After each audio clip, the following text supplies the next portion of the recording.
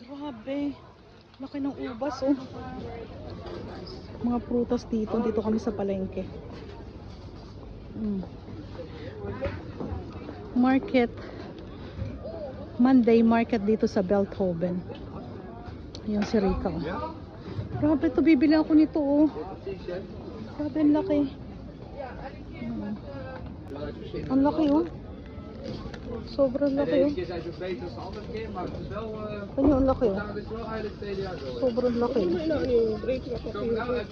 Tingnan mo yung difference nung ano, nung normal na grapes. Giant to, grabe, oh. Merong grapes ang katernon to. Kanya, oh. 4 na grapes, ang laki. Sobrang laki. Ito yung mga normal, oh.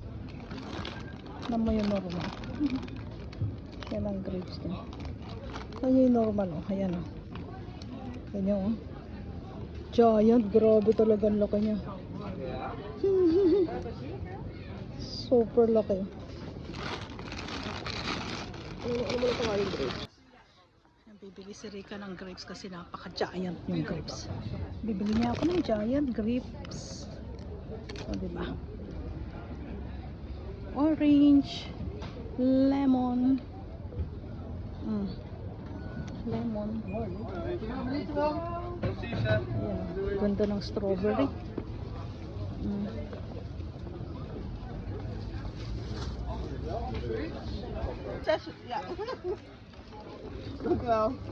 Diyos ko, ang mahal. Yung aking grapes na nagpabili ako, oh, tingnan nyo, oh. Grabe, 1 kilong mahigit pala yung pagkalaki-laki nyo. Inaabot na ng ilang kilo? 1.5. 1.5 kilo. Diyos ko, 15 euro na. Ng grapes na yan, ba?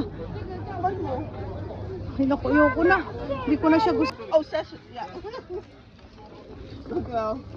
Diyos ko, ang mahal. Yung aking grapes na nagpabili ako, oh, tingnan nyo, oh. Grabe, 1 kilong mahigit pala yung pagkalaki-laki nyo. Inaabot na ng ilang kilo? 1.5 kilo. Diyos ko, 15 euro na. Mahal ng grapes na yan, ba? Ay, naku, ayoko na. Hindi ko na siya gusto. Worth it naman yung 15 euro. Ayan, oh. Ang tamis sana ka, no? 15 euro yung 1.5 kilo ng grapes. Grabe, sobrang laki niya, oh. Grabe, ang laki niya talaga. Pero matamis siya. Mahal lang nga. Okay lang grapes ka na, Rika. Oo, ang dami. Grabe. Laki-laki kasi ng grapes, oh. Super kasi laki. Grabe, giant grapes namin na binili.